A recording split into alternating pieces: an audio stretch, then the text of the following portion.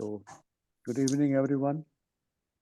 We'll just watch a short video, and after that, we can share our understanding. So, give me a minute, I'll just share the screen.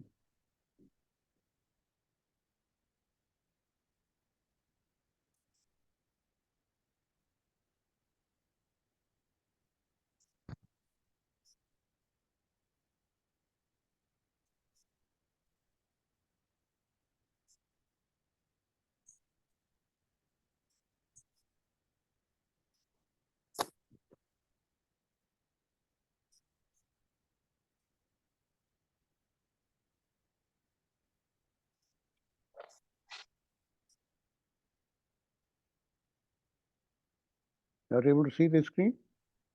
Yes, sir.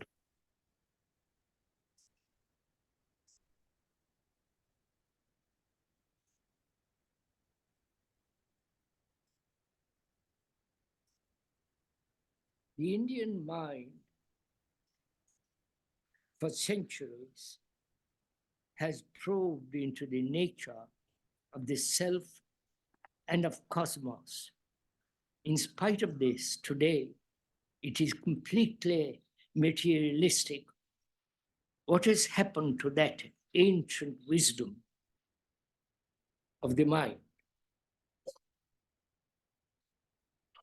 The Indian mind for centuries has probed into the nature of the self and of cosmos.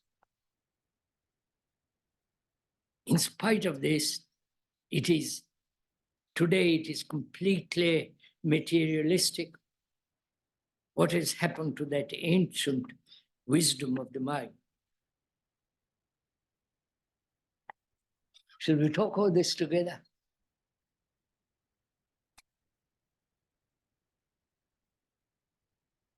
Well, for the last, the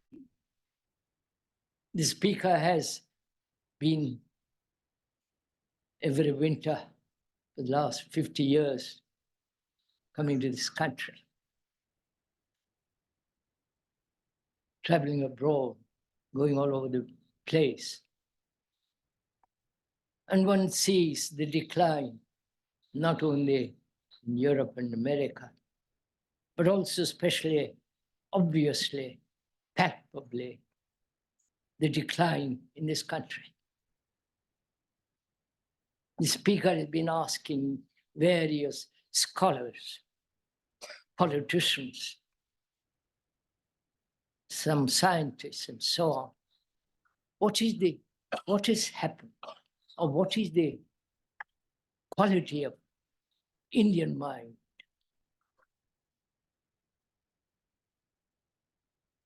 Of course, it's a vast generalization to say what is the Indian mind, because the Indian mind varies from north, south, east, and west.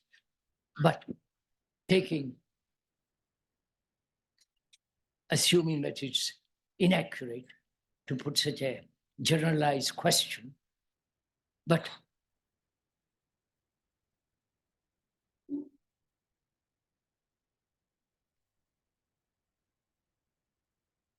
right, we're following each other. The Indian mind.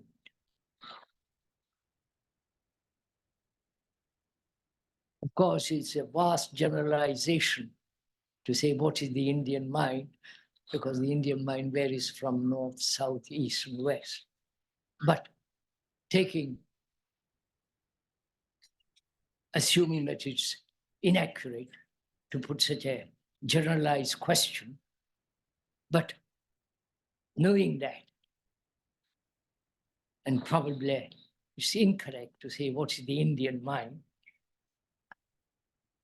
You're following me? What is the Indian mind? And the questioner says, the ancient people of this country.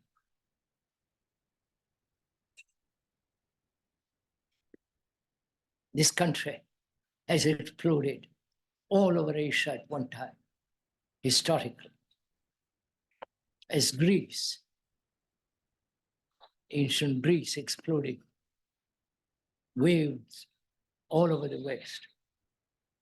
Right? We're following each other. And the question I ask, what's happened to the Indian mind? So we are going to, if you will, going to inquire, what's the Indian mind today? Is that all right? Are you interested in?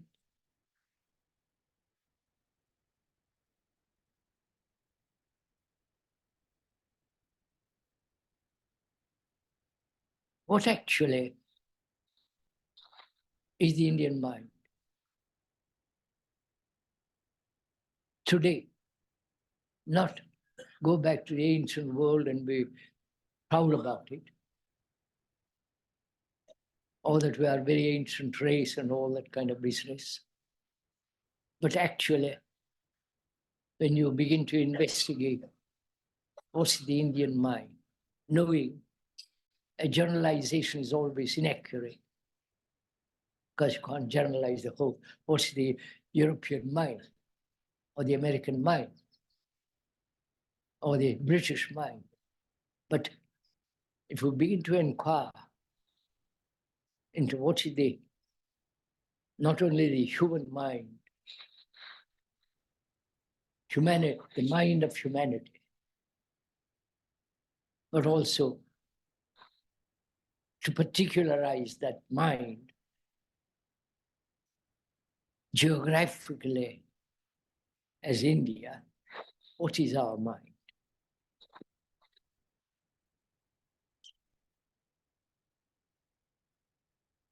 I wonder if you ever asked that question. I doubt it. If you do ask that question, what is our mind?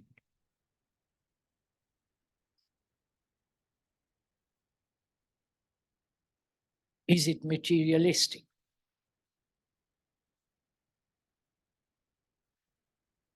Drawn towards technology, creating, following the Western world, a vast movement in the technique, with the computers. Computers are taking over the world.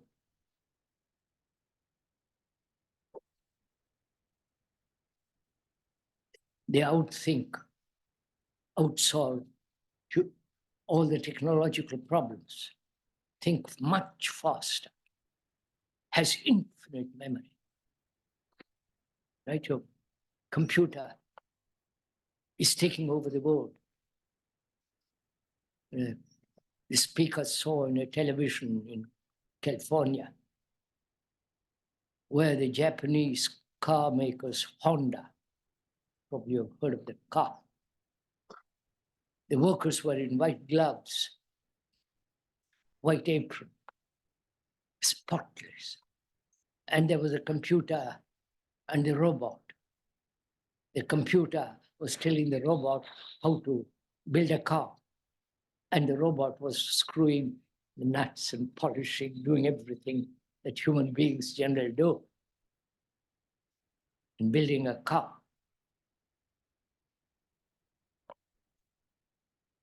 Is our brain computerized? You understand my question? That is, we are being programmed as the computer is programmed. But our brains are much slower, not tremendously active. We only use very, very, very small part of the brain. So is the Indian mind materialistic, which is seeking? You know what materialism is going to tell you. And is the Indian mind knowing always generalization is not correct, is the Indian mind may I talk about it frankly? You don't mind? Huh? Sure you don't mind? Can you stand it? All right, sir. Here goes. Because I like these people would like to be as polite as possible, most respectful. But when we are investigating to a thing like this, we must be totally unbiased, totally impersonal, completely unidentified.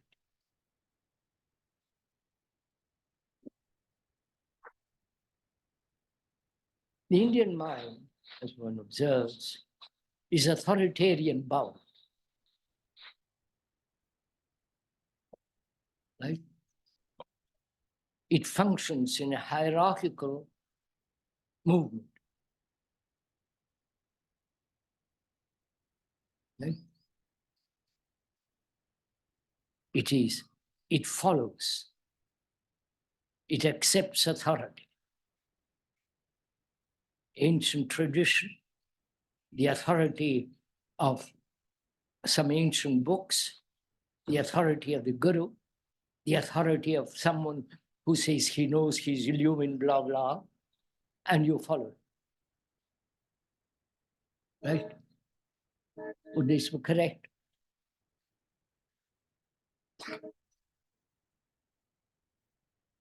Which means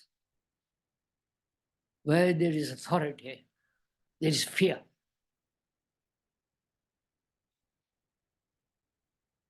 Have you ever watched a higher politician meet you, how you grovel? Almost double up with false respect. This is one of the conditions of the Indian mind. Following authority, psychophantasm, fear, and therefore totally disorder. Right? No. Disorder in the streets, disorder in one's life, disorder in society. And each one out for himself.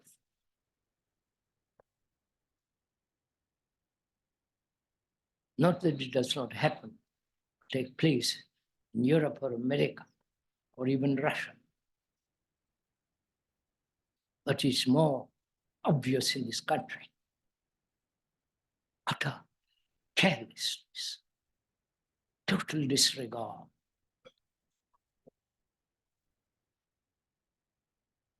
Lack of consideration. Right?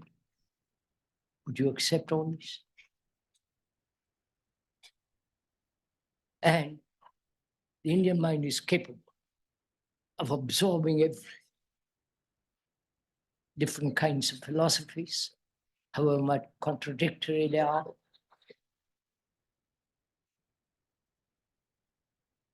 It's so tolerant. It'll accept everything. Right? Contradictory philosophies, contradictory gurus, contradictory concepts. So when your brain is capable of such absorption, it becomes rather sloppy. Right? Sorry, sir, you can't see my face, but you can hear my voice. Come and sit in front. Come and sit in front, sir. Plenty of room here. Have some fun sitting.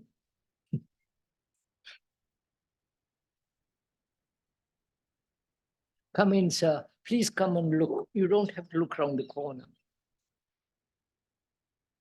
I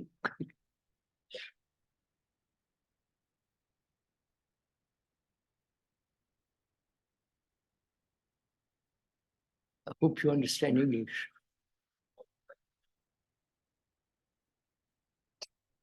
So, when such a mind, such brain is capable of absorbing tolerance of dirt, squalor, disorder, lack of beauty, probably you never look at a tree. Never look at the open skies with all the brilliant stars. Put up with anything.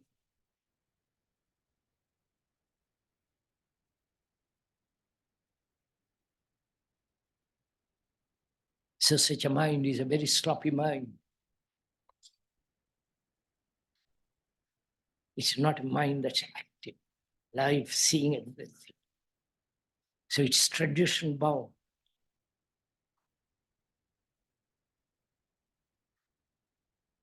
And very theoretical.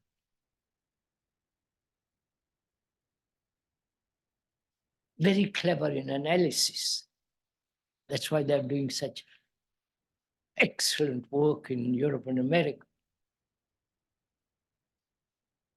They're capable of great analysis, more subtle than the Western world. But it's all theoretical, problematic, hypothetical, quoting the Gita, the Upanishads, and then trying to relate what has been said to your life. Obviously, you don't. So essentially, the brain has become sloppy. Therefore, it's capable of becoming materialistic. Money, money, money. Isn't that so?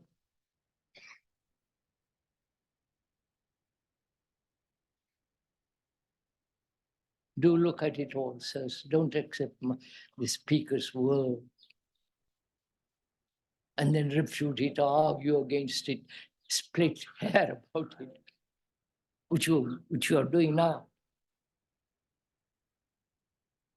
But if you really want to try and utterly change such a quality of the brain which has become so dead, but technologically become extraordinarily alive.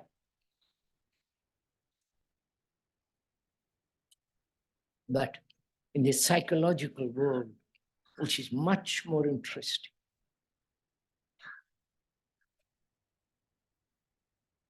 there is no activity at all. You will talk about the self, the cosmos,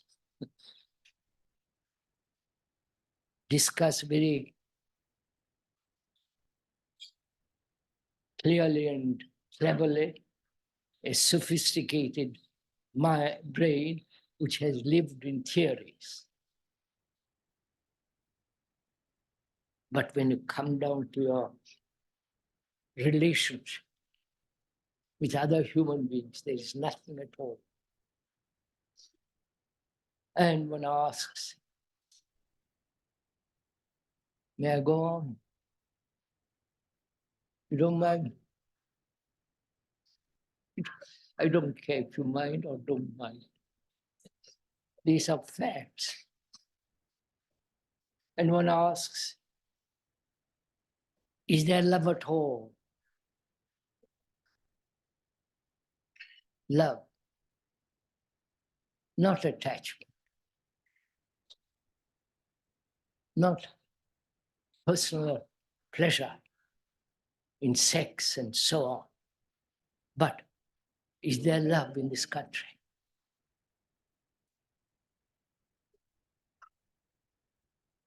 Be generous, kind, considerate, having great sympathy. That's only the outward symbols, the outward activity, but the depth of love, compassion. Have you?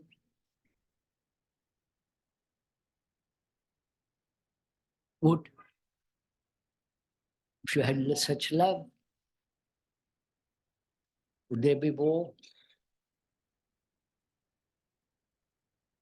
Would you allow the government to accumulate armaments, kill other human beings?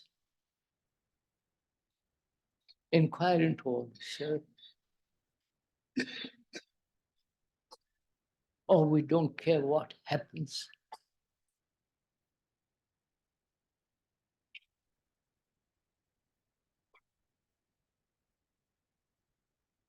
How we treat our women, your wives.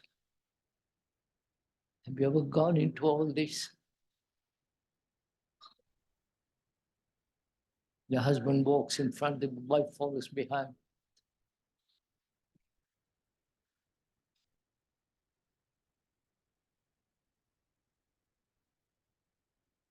And is the Indian mind, apart from the technological inventions, is the Indian mind capable of creation? You understand by the word creation? To live a creative life, not a life of pattern. You understand my art? Following pattern after pattern, system after system.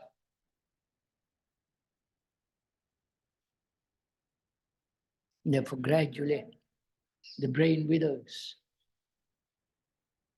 through constant conflict. Is this the Indian mind? Please ask it of yourself. I'm not asking you. I'm not telling you.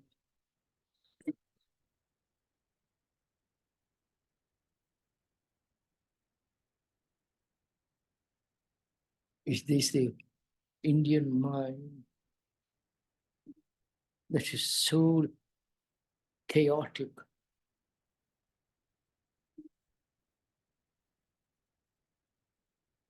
so disorderly, irresponsible? Somebody the other day wanted to telephone to Europe, and nobody cared to answer, to get the number requested. Waited 2 or 3 hours to get it, or to have somebody appeal to a higher authority, and immediately there was action. Right? What do you think of all this? Do please see the tragedy of all this. You may read Gita, Upanishads, totally unrelated to daily life. There is no application of what you read to daily life. You hear this, and if I may point out, just words. Don't say, look, am I like that? Is my life disorderly? Is my life, my way of thinking, hierarchical? One has to have authority of law, naturally, the policeman and so on. But there too, there's such vast corruption. You know this. So what is the Indian mind?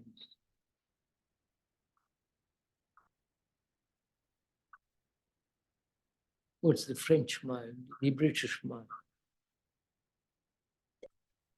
To live there long enough, one begins to find out. I won't discuss the French mind or the English mind. That's an easy escape from facing these facts.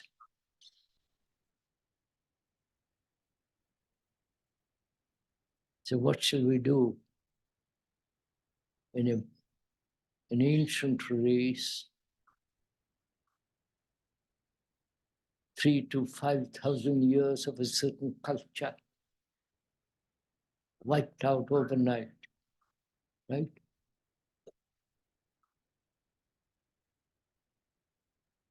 The Brahmanic culture, don't get upset about using that word. They're all probably anti-Brahman, pro-Brahman, or whatever it is. The Brahmanic culture, however bad or good, for 5,000 to 3,000 years has put a strong imprint on the Indian mind, brain, their culture, their books and everything. And overnight is gone. You understand? It's gone.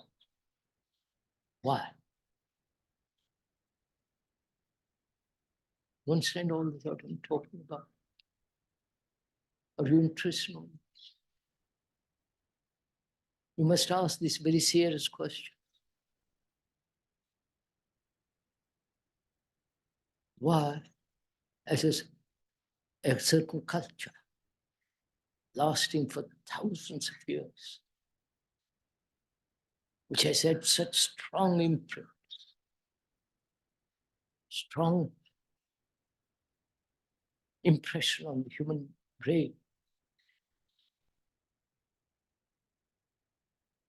Why there is this anti-Brahmanism, pro-Brahman, you follow? This whole, why has it been wiped out?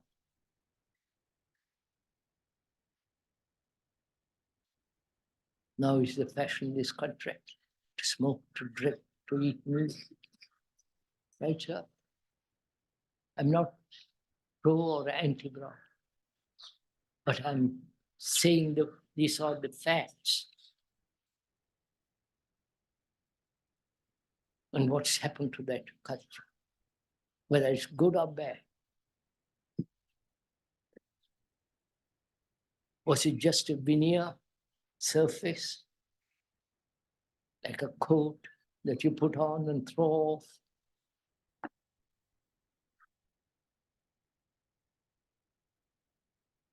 The tradition,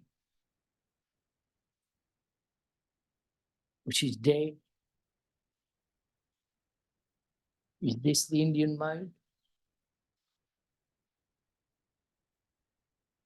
And if it is, we're not dogmatic about it. That's why I'm saying if it is. If it is, what shall we do? Come on, says, answer this. Just carry on, sloppily, indifferent, sluggish. Have you ever noticed that whenever you go to meetings, somebody's telling you what to do? The politicians, the gurus, the philosophers who are translating or interpreting the everlasting Gita. You know all this, don't you? Commentaries on Gita. That's it. If you have nothing to do, you make commentaries. You live on commentaries. See, you understand, sir? So, realizing all this, what should we do? Don't go to sleep.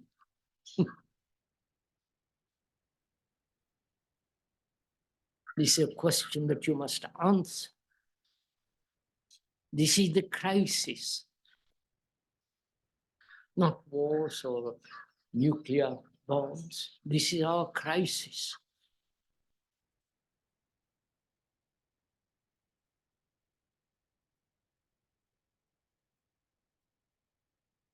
That means one has to observe very carefully, become aware of ourselves. Because we are the history of mankind.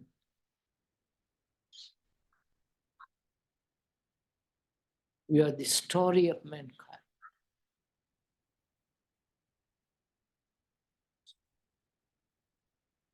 And if we do not know how to read that book with clarity, without any interpretation,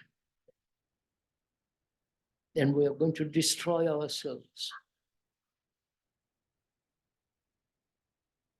But you don't care, do you?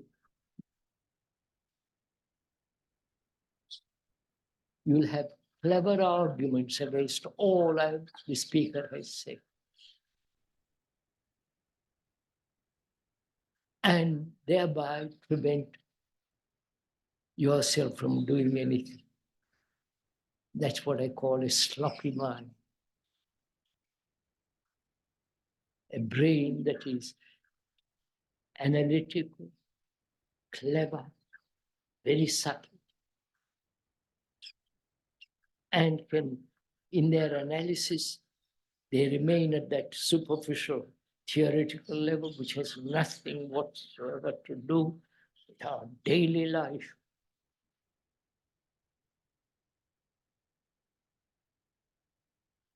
I hope you see the tragedy of this.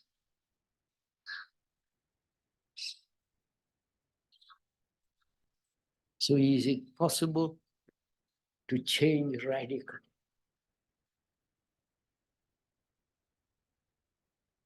Break through our condition and be free human beings.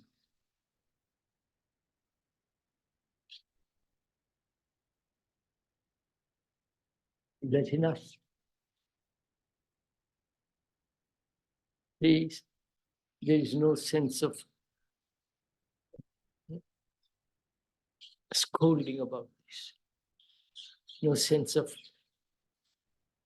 being superior or inferior. I'm not your guru. I'm not a philosopher.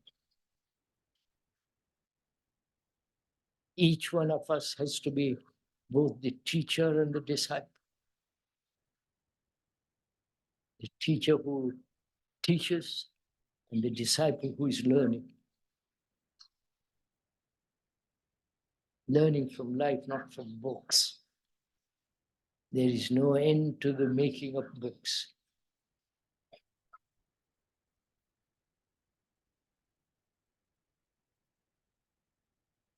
But each one of us, if we see what we are, learn from what we are, move, change, then we become both the guru and the disciple.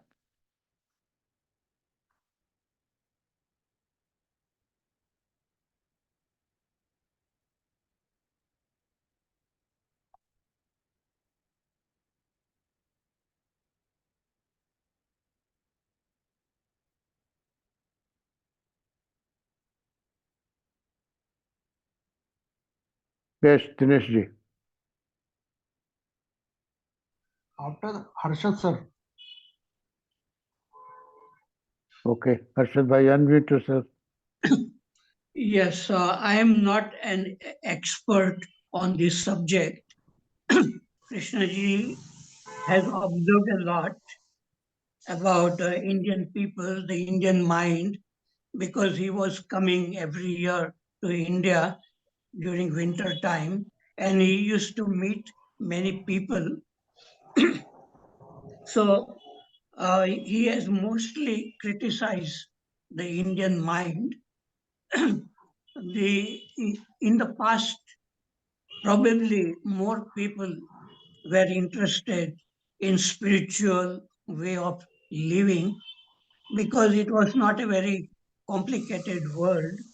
But now, not many people may be interested in what Krishnamurti is talking about or the true spirituality.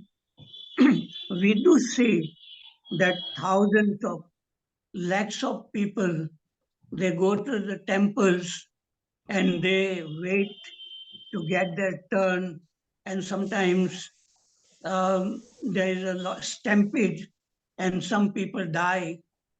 So there is a lot of faith in Indian people, and they worship different gods and goddesses, and generally they go to temple because they want something from the god or out of fear. So this is, I don't think that people in other countries, they, so many millions of people go to temples and they could stand in a line for hours, like in Tirupati or so. So there is a outward show in religion, but in the deeper sense, maybe very few interested in spiritual way of living. And the other thing which Krishnaji did not say, but I like to say, that the Indian people, they are very crazy about cricketers and actors, and some of them are worshipped, and this is something very typical of Indian mind. And another thing which I observe on the streets, that there is a lot of disorder. People don't follow the traffic rules. People are driving on the wrong side and they don't give any signal to each other. And if there is a lot of dirtiness on the street, nobody cares to clean about it. And even the municipality doesn't care to do their own work. And if somebody points out to the municipality that some work needs to be done, some water is leaking from the underground pipe, they never respond. And so there is a kind of laziness. Uh, People don't feel that they are working for the country, they are working for the salary, it seems to me. So there is a lot of disorder in society. People get very much affected by rumors sometimes, and they start fighting about each other in the name of religion, like Hindu and Muslims. They have been fighting for hundreds of years. So, but I think the culture, ancient culture, has gone into the mind of people. Even now, it may be submerged, but my feeling is that as India is making progress, economic progress, and becoming a powerful nation, at the same time, so much hidden talents and goodness in the people which is there, it will come out, and Indian people will go all over the world, will become like a Jagat Guru, Vishwa Guru. That is what there is. Some kind of optimism is there that this century belongs to India and maybe to China. Okay, I have said enough. Thank you. Thank you, Harshad bhai.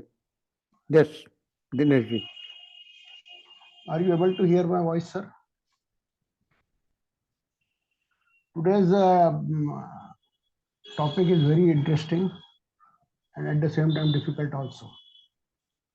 What has happened to the wisdom of the Indian mind? Although JK has talked about the Indian mind, but most of the things are applicable to other minds also in world. This is what my views are. In this lecture, JK said that there is a decline of Indian mind. Today it is materialistic, drawn towards Western world, attracted towards technology, it has hierarchical moment. It accepts authority. When you accept authority, there is fear, and when there is a fear, there is total disorder. So there is a disorder in state, society, etc. In mind, utter carelessness, lack of consideration, etc. Tolerant Indian mind accepts all type of contradictory philosophies. Due to such absorption, it has become sloppy, sluggish, etc. It lacks in seeing beauty, never looks at tree, open stars, etc. The mind is not active, it is theoretical, very clever in the analysis, technologically alert, but psychologically dead.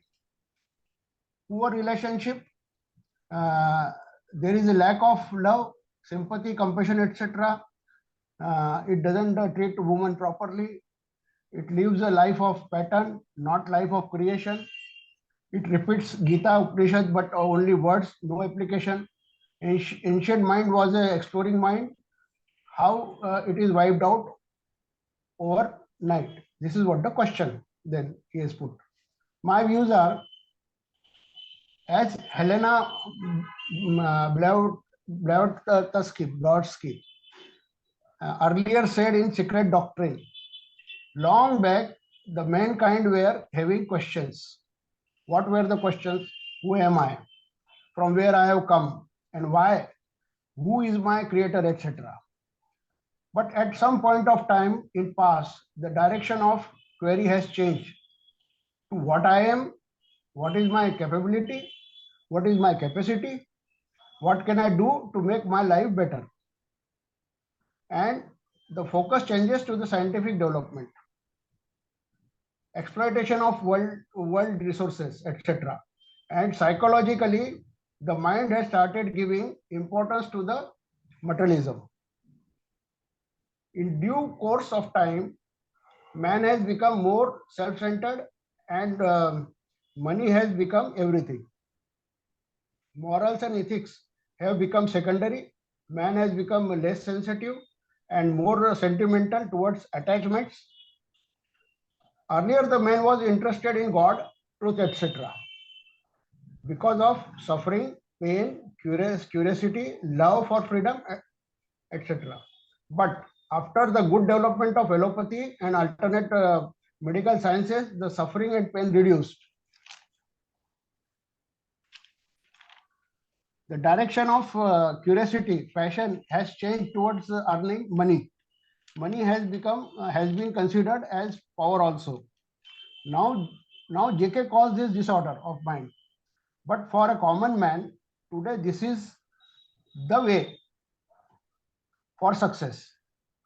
And what JK says applicable is only for some persons. Even if you see as to how many people have watched the JK video on Google, it is in thousands. I have just gone through the videos, the number, how many people have seen, it is in thousands. So this gives us the idea what are the state of affairs is. It is in thousands, whereas world population is in crores. I have been saying that the intention of a person or mob is important. In ancient time, the intention was different, and now it is different. So the main question is how the intention can be changed. Maybe some calamity, mishappening because of wrong choice or decision of mankind, a disaster which will open the eyes of humanity. Like we have seen some sample in this corona period. But actually I do not know what is how this can be changed, intention can be changed. JK also said Indian mind has hierarchical moment. It accepts authority means fear, and fear means disorder. In my views, this is a natural thing. Fear is a natural thing because of insecurity or inadequacy. One has fear. Similarly, one has to accept hierarchy one way or other. Only the question is where to accept and where not to. The same applies to pattern also. JK said Indian mind accepts all kind of contradictory philosophies, but also says that we are not dogmatic. But means he has put the question to you. Yes, this is a fact, but I feel from non-duality point of view, since source of everything is same, contradictory philosophies can also have potential to serve the purpose. JK says Indian mind does repetition of Gita, Upanishad, etc. only words, no application. Yes, this is right. But one has to go deep, whether it is the case of Gita, Upanishad or JK teaching. And the same is applicable to JK teachings also. Thank you, sir. Right now, I want to submit dispatch only. Thank you. Yes, Verma sir. Please unmute.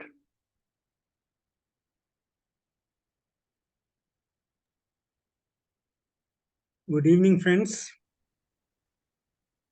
Very interesting topic, of course. And Harshad Bhai and Dinesh, they have talked so many aspects of this topic. What I listened to this for almost 2-3 times to what he wants us to respond to, rather. JK feels that there is an overnight change in Indian culture and so-called Indian mind. Is it an overnight change? What does he? Is it a metaphorical expression?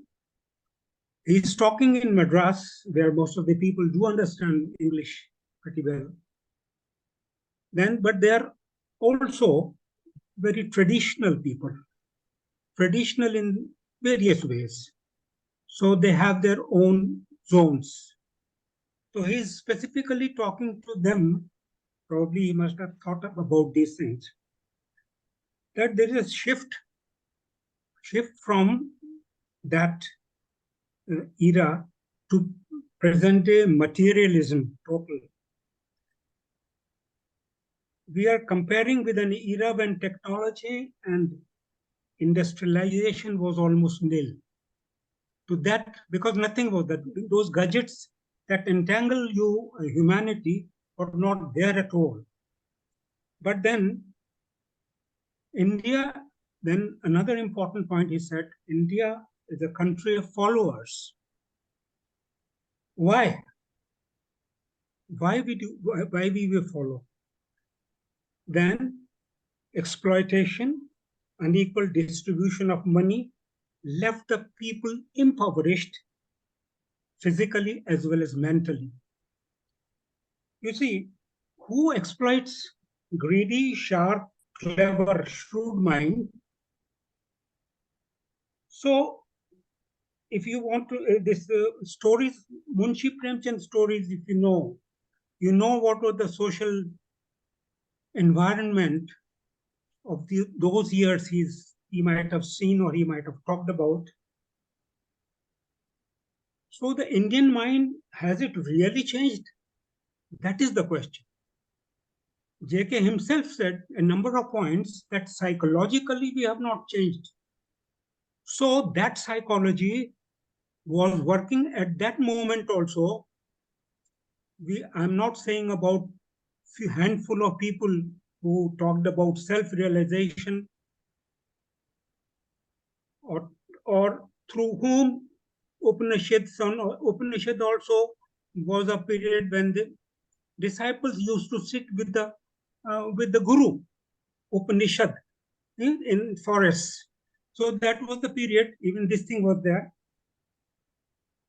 So has it really changed? You see, has it really changed? Because the same psychology, given a different environment later on when we were so-called liberated in a different independence came to us. So that is one thing. Then about life. Life, if you see whether it has really changed. For life, Krishnamurti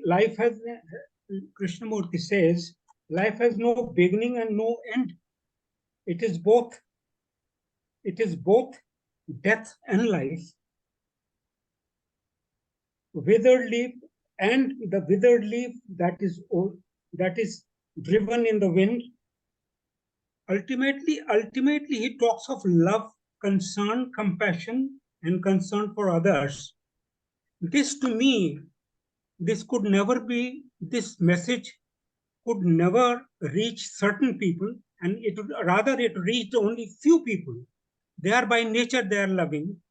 They are by nature like this. They are concerned about these things. So this another point is, well, the main thing is whether wisdom, when he is talking about that era where wisdom was there supposedly, whether the psychology was different, whether psychology has nothing to do with the living conditions around and the environment. He is the person who talked about lot about conditioning, whether the conditioning, psychological conditioning has nothing to do with the lifestyle one is undergoing. So we have to see whether really we have changed, or it's just a little modification when technology developed or the industrialization came. Suddenly the same psychology become different and was entangled and attracted to so many things. Why? So these are my questions, whether we have really, whether the Indian mind has changed really. Of course, masses have changed. Masses, they were earlier, why we were slaves for centuries. Indian mind was there, the wise mind was there even at that time. Why we were slaves for so many things. Then following is another slavery. If I take very brutally JK's words, it is slavery, means it is following. You follow it for some reason, some interest, your interest, you always follow. And that is little somehow, presently people are rolling on this basis. More of it is there. When I go for a morning walk, I see small so-called images are there, and new temples are coming, and after 10 years they will become that old something, something promising something to the people. Likewise, I have seen so many temples coming up, no checking, no absolute, nobody talks about it. In fact, one channel, he wanted to talk about Krishna. Someone wanted to talk about Krishnamurti to use that channel. He refused. So when we are ruled by certain people who have no sympathy for these things, so we have to see whether where it leads us to. But the things are very complicated. We can't say it was a golden period, it was this thing only for few people. When Britishers came, Rabindranath Tagore was in what condition? He was like a king. A number of people were like this, having a very good heart, of course, writing Gitanjali and all that. But this is a very complicated, to me, it's a very complicated issue. Let me not take much time because I have already taken time, but let us think about it, whether psychologically, and he has said that psychologically we have not changed. So what was that psychology, that wisdom era was in? That's it. That is the thing. Thank you very much, friends, giving me enough time. Thank you. Thank you. Before I go to Prasad Garu, I would like Clemice to say something because she has to leave for some other meeting. Yes, Clemice, please unmute yourself. Yeah. Yeah, good evening to all. I just want to say one thing because I have seen that Krishnamurti, he talks in a different way when he is talking to Indian audience and when he's talking to in America or in Europe. So my feeling watching this is Krishnamurti and many people, they have this feeling that, you see, India had this philosophy and this Upanishads and all this deep philosophy for centuries. And the Western world did not have any of that. It is very limited philosophy there. So, and it stays very much in the surface. So I have a feeling he expected more from Indians because of this, because the Indian mind has been exposed to this for so long time, no? And I personally feel that he is trying to awake people to see, to look, but still, India is far better than any other country. No doubt about that. In the sense of questioning, investigation, and even this that he says that Indian mind is very tolerant and accepts everything. I feel this is in fact a good thing, because accepts diversity and all that. But at some point, maybe it is a bit, it goes overboard and then it becomes a bit too much. But I don't see it as a bad thing. And I don't think he did either. But I feel it is his job. He needs to shake people on their basis, so that. But I feel that still India has a lot to teach, and also we always have a lot to teach and a lot to learn. But I still feel India is the fertile ground for this spiritual quest. So this is what I wanted to say before I leave. Thank you. Thank you. Thank you, Clemice. Yes, Prasad Garu. Namaste, sir. Of course, Krishnaji has pointed out so many deficiencies in the Indian mind. But what impressed me is towards the end, he says, this is not scolding. This is not scolding anybody. And then he also says, it is not like a superior, inferior, a superior talking or an inferior talking. And in the beginning itself, he says, these questions are a little generalized. Can we really generalize about Indian mind or English mind or French mind? So he is aware of all these qualifications. You cannot really generalize about a whole nation. You know, you cannot say, I think it was Burke who said, you can't indict a whole nation. You can't say all Britishers are bad or all Pakistanis are bad or anything like that. So, but is there anything really applicable to us in what he said? At some other place, I think, he gives the example of a Brahmin of olden days. I think it was about Mudra Rakshasa, something like that. That is, Chanakya, I think, he achieves his purpose. He installs his protege as the king. And then he brings that Rakshasa, that is, who was the minister of the earlier emperor, as the minister of the new emperor. And he gets out of the way, goes to the forest to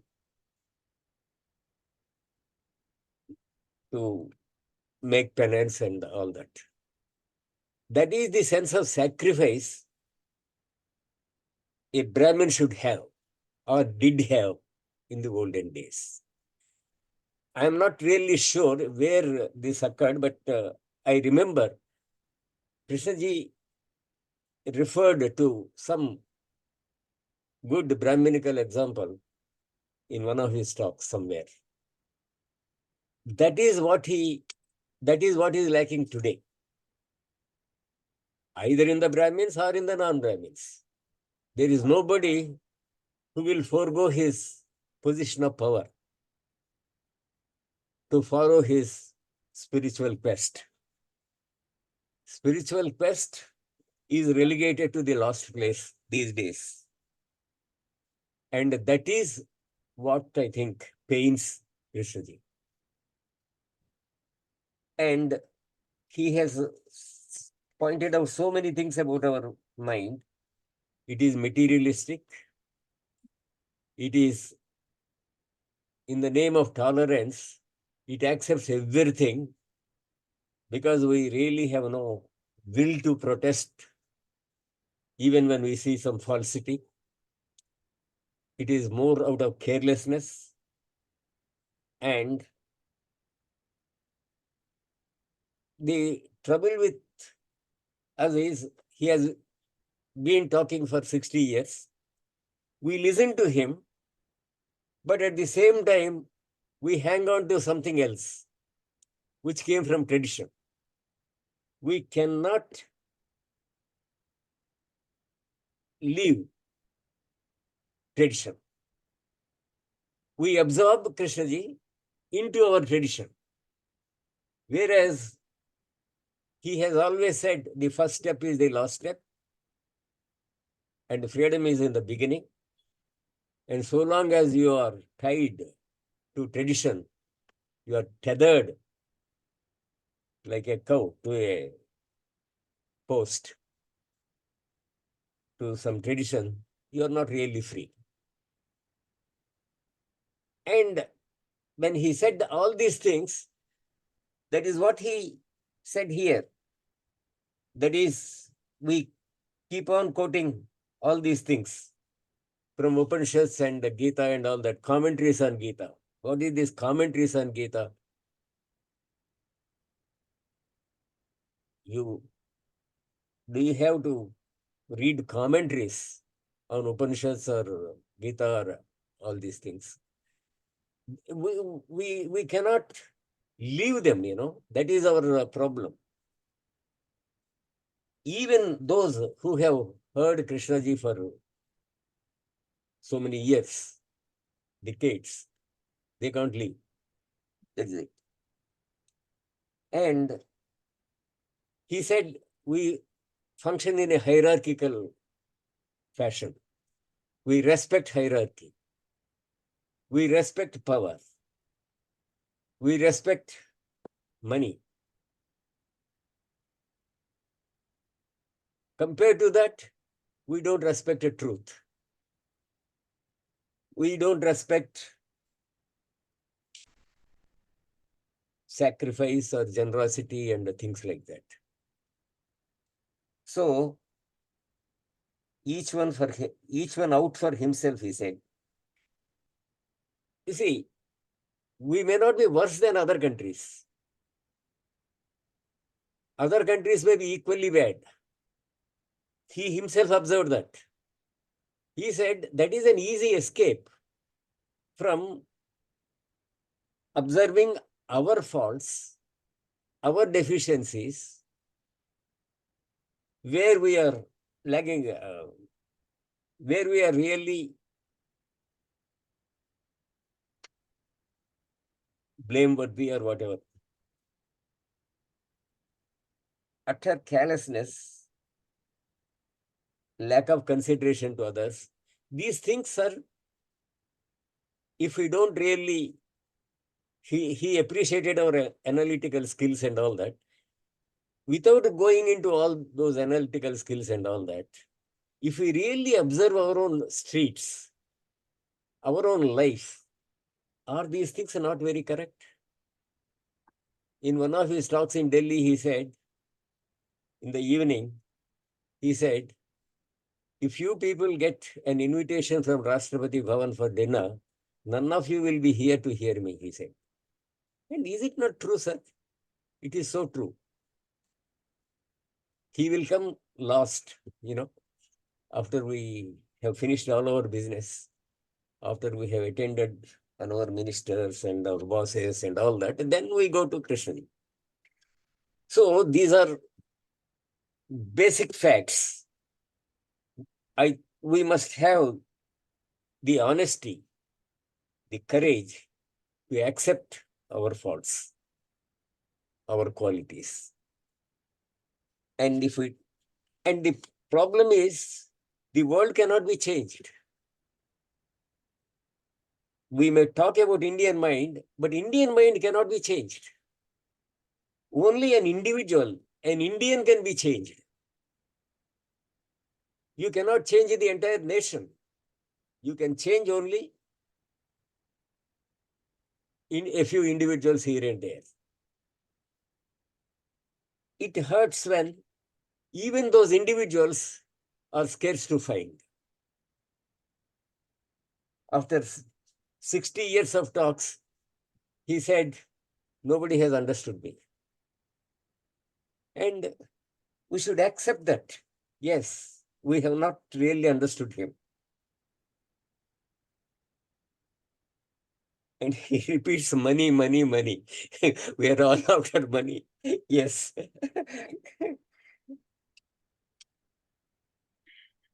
And we have a sophisticated mind. Yes, we are doing very well in software and all that. Much better than possibly foreigners. Not that we don't have an analytical mind, but our problem is we don't face facts. We don't have that honesty, integrity to accept the facts about ourselves. And one relieving thing is, he said somewhere, there is something called group learning. If one individual learns somewhere, he affects others of the group. And so it is only through group learning, possibly, that there is some redemption. He has not criticized us. He has only he has observed, and he is so observant. He said, when we observe, we must observe without a prejudice and all that. Honestly, we must observe and state honestly what we believe. So, whether Indian mind has changed is the question posed by Pradeep ji. I think it has changed. Maybe it is because it is inevitable, because new gadgets and new discoveries, scientific development, new civilization has come and all that. Maybe it is not possible to have the ancient life. But I think he said, Krishnaji has always said, you do your job, you go to your office, you go to your factory, but do it in a different way. Do it for the love of doing it, not simply because it gives you some power or money or something like that. And so if we approach it from his angle, I think it may not be difficult to see that we have changed and it is necessary to go back to some basic values which he cherished. Thank you, sir. Thank you, Prasad Garu. Just to mention what you have briefly mentioned in your talk here. This is a fact that one of the trustees in Rajghat was having a discussion with Krishnaji, and there were quite a few people, 3-4 people, and Krishnaji asked, "Sir, are there no real Brahmins here anymore?" And many people were caught unaware. They said, "No, sir, there are quite a few learned people even in Kashi." He said, "That's silly. I'm not talking about such kind of Brahmins." Then Krishnaji told a story. He said, when Alexander conquered India and he arrested the king, all the subordinate people ran away, so he had to manage the kingdom for some time. And then he saw the arrangements, it was beautifully arranged, the administration was good, the city was cleaned. So he said, who was in charge of this administration? And they said, Mr. So-and-so, who was the prime minister or whatever they used to call those days. He said, go and get him. So people, rode horses and went to his village, and they saw a poor Brahmin sitting under a tree teaching about 3-4 students. They said, you are very lucky, the king has asked you to come and he is ready to give you the prime ministership. And he said, no, sir, I'm very happy what I'm doing. So Prasad Garu mentioned about the sacrifice. This is what Christie is talking about. Not that the society was any different than what it was, what it is today. Not that, it was all golden rule. But instead of cursing the society for the ills of the society, can we look at ourselves? A few points that Krishna talked about. We are authority bound. Are we not? Do we need to examine that? We are tolerant. We tolerate squalor, dirt, and don't do anything. We can't blame the municipality for not doing it. Can we stand up and clean our street? Whatever we can, maybe in front of our house or maybe 2, 3 houses. So I think it's all on the individual. Let's not collectively talk about changing the society. But as Prasad Garu said, Krishnaji's presence was, since he was a changed man, he was a, you can call it a liberated person. His presence itself was liberated. Whenever you come in his presence, you could feel that change. So this is what is needed rather than, we need to examine every point that he has talked about. And I don't think by saying that, you can do this and change the society, but individual is the one that has to make effort and look into himself. He said only by seeing what you are, something can happen. Yes, Pradeep ji. Unmute yourself, sir. Yes, sir. Just few words. Of course, a number of hands are there raised. Yes, we have to watch the time also. Yes. Yes, that's right. So, what all of us can see, that what is has only flourished. What is has only flourished, and not what should be. So we have to question this, whether the thing that could not be translated to people, whether that belongs to the category of what should be.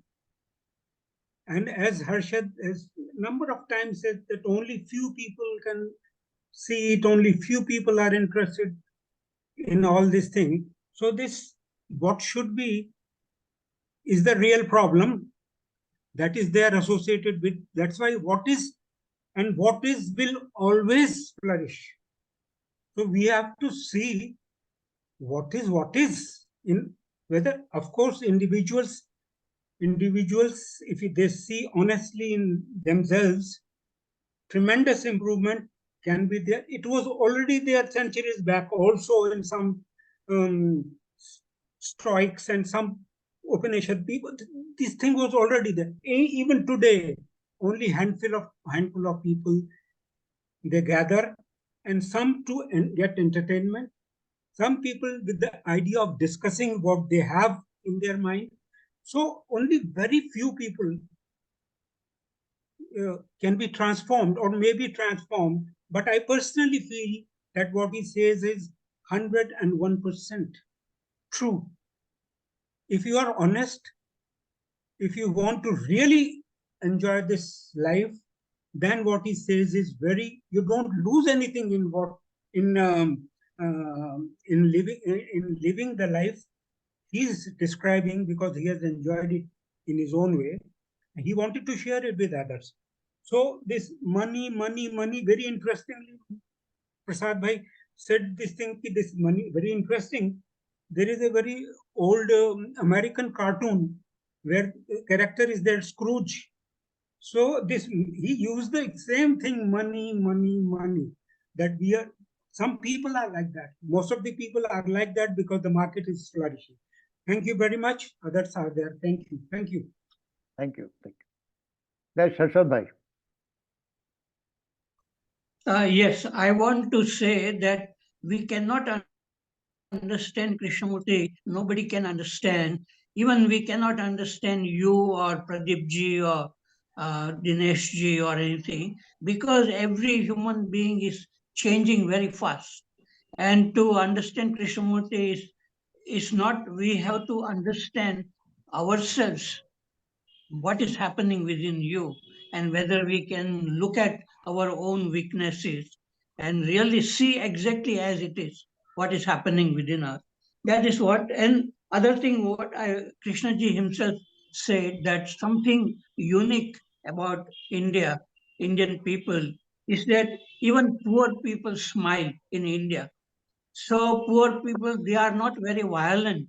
They don't demand, they don't try to kill rich people.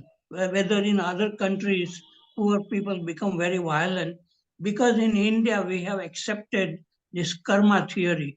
And so people say that because of previous life karma, I am suffering this life. That is one thing. And other thing which I observe is that beauty and ugliness exist side by side in India. And you can see it everywhere. Very beautiful house, and next to it, very poor people living like a slum. So in India, everything exists. Whatever we want to see exists, whether beautiful places or very ugly places, all that. Okay, thank you. Thank you. Thank you, Harshad. I- Yes. Yes, Dinesh ji. What I would like to say, actually, Indian mind has gone into depths and explored many things. Like it has seen that there are various levels, or you can say they call it patrata. So the man who is struggling only for the survival, they have kept him in Shudra Sheni. When he becomes somewhat stable, then he says, I should have more money. Then he comes into the category of Vani. Then he says, now I should have power also. Then he becomes Kshatriya. And then he says, at some point of time, that why I have done all these things, what I have gained from this thing. Then he has become Brahman. So Brahman means Brahma Janati iti Brahman. Means the person who know theoretically everything is Brahman. And then the fourth category, they say, fifth category, they said Rishi. Means now he says that now I should experience this, or I should know what is the actual truth. Then he becomes Rishi. So Indian mind has done all the exercise, and all they have placed in this Shudra and Vani Shreni. So one has to understand that there are, whether you accept it or not, but there are gradations and there are hierarchy, we can say, that people are of different, having different caliber, different capacity, and their individuality is different. So accordingly, one has to see, and then only one has to decide whether what they have done and now what we have to do in the present circumstances. Now, what has happened, we see in today's scenario, Brahmins have been put on the last of this pedestal. All people are saying that other peoples are good. So all your good people, Brahmins, they are going out of country. So this is what the scenario is. You are not giving importance to the caliber and all that, and you are doing all your this Arakshan and all that. So one has to see from that angle also. Thank you. Thank you. Yes, the last one, Mr. Ravi Kaushal. Please unmute yourself.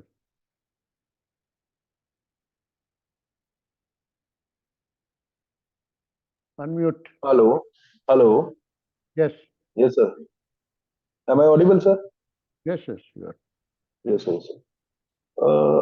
Sir, I didn't listen much to what K said, but I see that this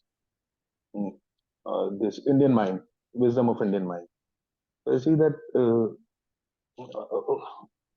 where is Indian mind actually, and why we think in terms of Indian mind, and where is Indian mind? In every individual, the idea of Indian mind is totally individual. Actually, there is individual mind. So you're talking, and the individual mind is whole. The working of the functionality of the mind is in all human beings is almost same. So when we understand ourselves, when we see our mind how it works, in seeing how it works, not concluding how it works, but in the very seeing of how it works, I think you can understand the mechanism of mind. So, and I don't, this how Indian mind can change. It's or the of course there is a culture. There is all that, and this K is also become the culture now, because it's a part of consciousness. It's a part of consciousness now. The hierarchy is there and all that. But I see that. But when you see when you want that Indian mind changed, but how am I changed? Matlab, is it the serious mind is what? The serious mind is what? Which work on himself. So whether I work on myself or not is the question. So you want to change the world, and there is two three things in all you see in the today's world. These things are going like this caste system and the religious ideological division and this nationalism. So actually, I went to this K gathering, and there's some I think Chidaran Swamiji is saying something, and then I say that you can is putting more concern on inquiry, but I say that inquiry is a part. I see that how you do. There's a question that how I can deal in this world of all that chaos is going on in the world. How this wisdom, how we can deal with that. So I see that I said that how you deal with the poison. Do you see these things as a poison or not? That is the only question.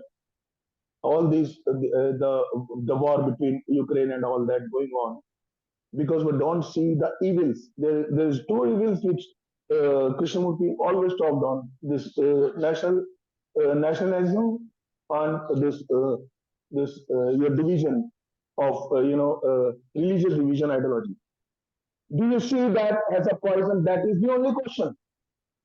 If you can't perceive that and you talk about the changing of the mind, it's all bullshit. It has no meaning because there is no perception at all. Because you don't see that what is going on. Because you justify these things. Because your economy is going on. That's why you justify that. Because of the culture. This is all bullshit, sir. Because we don't. I think we should restrict the discussions on the video that we had seen. Otherwise, it will not be meaningful. Yes, Verma Sahib, you can take a minute or so because we have almost come to the close of the session now. Please unmute. I'm responding to Dinesh's version that the best people those people are going out, those who are migrating to other countries. They are the people with only money in their mind. You see, they're not Brahmins. You can't call them Brahmins, that the best people are just shifting to, they're highly intellectual people, highly calculative, manipulative people. Those who are very good in calculations, mathematics, all those people are going out, and once they go out, they don't come back. Even they're leaving their parents here. These are the people who are going out. Thank you very much, sir. Enough time. Thank you. Thank you. I think we have come to the close of the session now. So we'll close. Thank you all very much. Good night.